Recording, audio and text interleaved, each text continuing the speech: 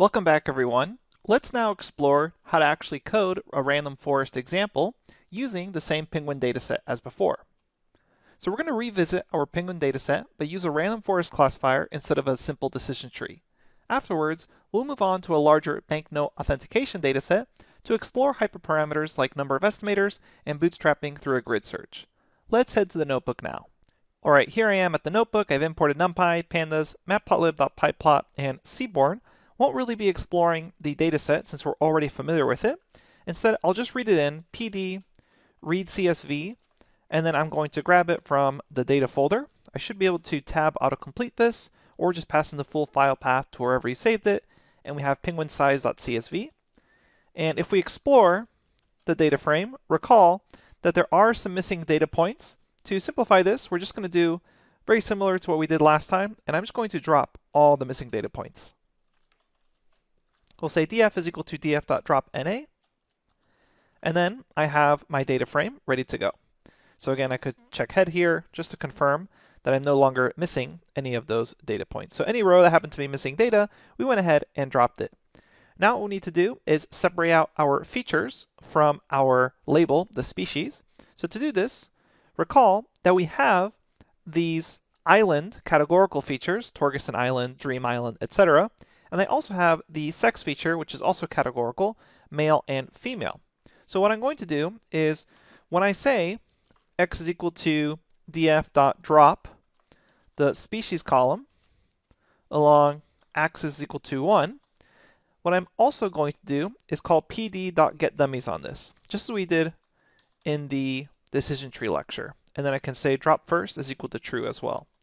So drop first is equal to true. All right, this is pretty much everything we did in the decision tree lecture when we were really exploring the data set.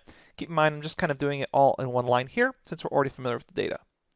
So run that in order to get your features. And then to get the label, we'll say df species.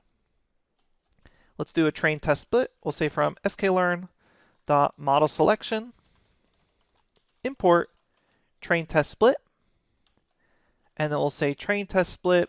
I'll do shift tab here, scroll down, save a little bit of time until we get to this example that we're always copying from right here. Xtrain xtest is equal to train test split, and I pass in the x and the y, and let's just have a test size of, let's say 30%, so test size is 0.3. In my random state, if you want this to match exactly with me, you can say 101. Okay, so 30% of our data is the test. Random state is 101. We'll go ahead and split that into a training set and a test set. We're not going to worry about grid searching or cross-validation right now. We'll do that in the next lecture. For the random forest classification, we simply say from sklearn dot, and we're going to import this from ensemble. So even though you might think it comes from the tree family, it's technically an ensemble model because it is an ensemble of trees. So we say from sklearn ensemble import, and then we're going to import random forest classifier. Go ahead and tab autocomplete that, and we can see random forest classifier. If you do shift tab here or call help on it, you'll be able to explore the signature where you provide the number of estimators, what criterion, and as we previously discussed in the theory lectures, you'll notice you have all the parameters of the single decision tree. So you can set parameters that are on a decision tree level, such as minimum sample split, minimum samples in a leaf node, the maximum features to consider, etc. So we have all that, and then we have the parameters or hyperparameters that are specific to the random forest. And that is things like whether or not we want to bootstrap the samples, or if we want to keep track of out-of-bag score, etc. So we're going to be exploring these in much more detail later on. For right now, what we're going to do is I'm going to simply set a very simple model called RFC for random forest classifier. And what I'm going to do here is set my number of estimators, or my number of trees, to a very small number. So I'm just going to set it to 10, and we'll explore how increasing it could either help or hurt or not really make a difference, depending on how large our data set. Keep in mind, we have a very simple data set. It's only about 300-ish rows, and it only has a few features. So we wouldn't expect that many trees to really make a difference here. The next parameter we need to consider is the max features parameter. Let's quickly explore this. I'm going to zoom out one level, do shift tab, And let me scroll down until we get to max features. You'll notice that by default, it is actually a string, auto. And what's a little tricky about this max features hyperparameter is that it can accept strings, integers, or floats. And depending on what you pass in, it's going to interpret it slightly differently. So let's scroll down so we understand how it accepts the max features argument, since this is quite a critical argument for any random forest. We can see here that the strings it can accept are auto, sqrt for square root, or log base 2. But let's see what happens if we were to pass in a number. If I say max features is an integer, then it would consider that many features at each split. So if I said max features is equal to the integer 2, then it's going to randomly subselect 2 of the total number of features, and then use that at the particular split to decide which of those 2 features to choose for that split. We already saw that in the theory and intuition lectures. If you provide a float, however, then it's going to consider that max features is a fraction. And we have integer, and then your floating point number times the number of features that are going to be considered at each split. This one's a little hard to actually get right, so keep that in mind. You may want to just stick to the integer or calculate it yourself instead of providing the float. As far as the strings are concerned, there is the auto string, which is going to set max features equal to square root the number of features. Recall we mentioned that that's the default setting. If you say sqrt, that's actually the exact same thing as auto. It's kind of a carryover from earlier versions of scikit-learn. So auto and square root here, same thing. If you have log2, that refers back to the original publication where we decided to do log base 2 of the number of features. And if none, so if you actually specify none, keep in mind the default is auto, but if you were to say none, then it's just going to consider max features equal to n features, not doing that subselection of features and just saying consider all the features at the splits, which is not super helpful for the random forest, since a big part of that randomization is the fact that you're only considering a random subset of features at each split. Let's go ahead and just keep the default, which is auto. I'll type it in just so we make sure that we understand what we're using here. We'll say max features is equal to auto. And so we have the number of estimators. I'm going to keep it pretty small, just 10 decision trees. And then we have max features equal to 10. Lastly, I'm going to have a random state here. So we'll say random state is equal to 101. So what does random state here do?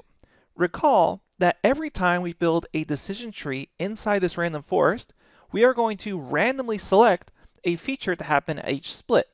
And if you want to be testing out the same model and replicate that, there is some randomness, obviously, in a random forest. So if you want those same random splits to be chosen the same way each time for each decision tree, you can provide a random state.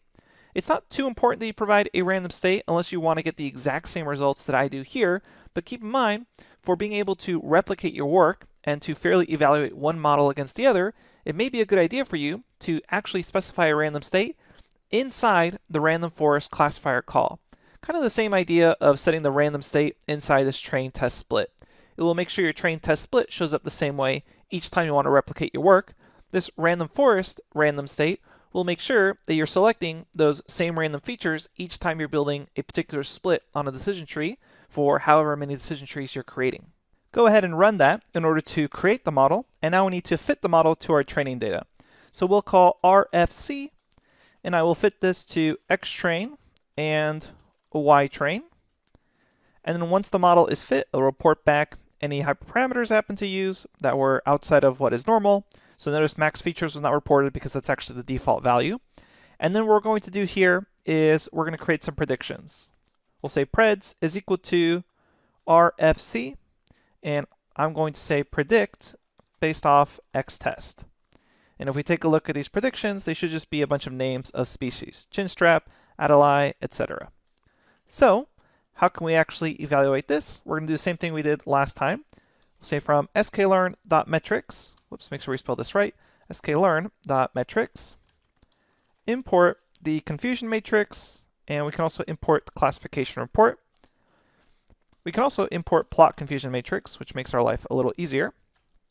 And let's go ahead and plot this confusion matrix. So recall, for plotting the confusion matrix, you actually just need to pass in your model, and then your x-test and y-test, and it will do the prediction for you. So you can run this in order to actually see.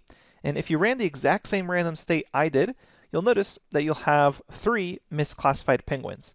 Keep in mind you only get this if you did two things. One, if you chose the exact same random state for random forest classifier, and if you chose the exact same random state and test size for the train test split. Otherwise, you may be slightly different here, but you should get pretty good performance regardless of what splits you choose.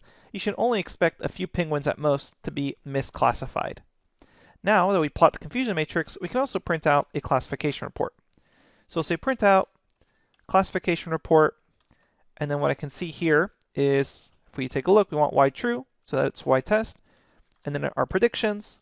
We got pretty good precision, recall, F1 score. It's all looking to be performing quite well, as expected, based off the fact that we only misclassified 3 penguins. Now what we're going to do in the next lecture is another random forest classification. However, we're going to perform it on a much larger data set, and that way we can really begin to explore how affecting hyperparameter choices could affect the outcomes of your model. So there's a lot of things we can actually grab off the fitted model object. I can say RFC dot, and then there's something called feature importances, which will actually give you a numeric ranking of how important each feature was. And we'll talk about that in a lot more detail, as well as plotting out that error versus number of estimators in the model in the next series of lectures. So in the next series of lectures, we're going to explore a larger data set, and we'll also explore hyperparameters, especially when it comes to classification. I'll see you there.